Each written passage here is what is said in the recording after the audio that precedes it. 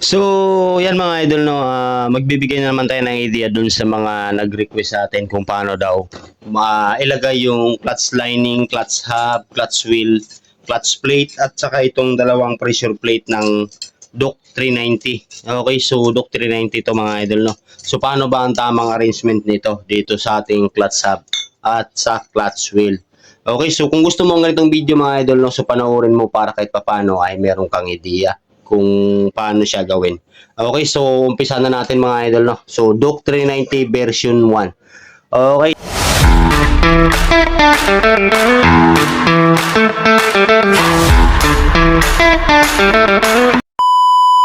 Ayan, so kung makikita nyo, ito yung clutch hub niya mga idol, no. So sa mga naka-Doc 390 dyan, at sana makabigay tayo ng idea sa inyo. Okay, so bago ang lahat, unahin nyo muna ilagay itong dalawang pressure plate. Okay, so unahin nyo muna ilagay mga idol, ito yung flat lang na pressure plate yung dalawa.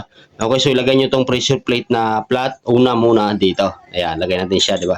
Tapos siyempre, susunod na natin itong isang pressure plate niya na may pakurba or palalim. Pag tinihaya mo, palalim siya. Ang paglagay talaga nito mga idol ay dapat ay nakataob. Okay, so nakataob ang paglagay niyan. Okay, so baka magtanong ka kung bakit kailangan nakataob. Kasi nga mga idol, no, pagka nilagay mo na itong clutch plate, dapat yung dulo nitong nakataob na to, yung dulo niyan dapat tatama agad siya dito sa mga maliliit na ngipin ng ating clutch plate. Okay? Ngayon, kung binaliktad mo kasi yan, pag nilagay ka ng plate, wala siyang tatamaan. Ayan, oh, meron siyang pagitan. Ayan, meron siyang pagitan. So, pagka tinaob mo yan, meron siya, tatamaan niya kaagad. So, malakas yung kanyang pressure. Okay, so yun yung paliwanag natin dito. Okay, so ilalagay na natin. So, dapat nakataob. Ayan, lagay natin siya na nakataob. Okay, so lagay natin siya na nakataob. Yan. So, dapat nakataob mga idol, no? Okay. So, ngayon, susunod na natin yung clutch lining niya na manipis. So, meron niyang clutch lining na manipis mga idol pagka Doc 390 na version 1. Okay, susunod na natin yan. Kaya siya manipis na lining kasi nga papasok, tamang-tama lang siya dito sa papasukan ng ating pressure plate. Okay, so siyempre susunod na natin yung clutch plate. So, ito yung sinasabi ko sa inyo na dapat ay nakataob yung pressure plate para kahit papano tatama agad yung pinakangipin dito sa pinakagilid. Okay, so yan. Sa paglagay naman ng clutch plate, kung alin yung matalas, dapat mga idol ay yun nasa ibabaw. So, ganito ang paglagay niya. Okay, so wag niyo siyang babaliktarin.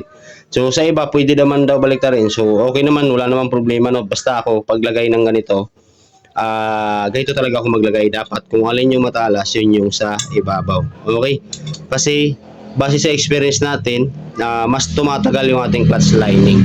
Okay, so yan, lagay na natin.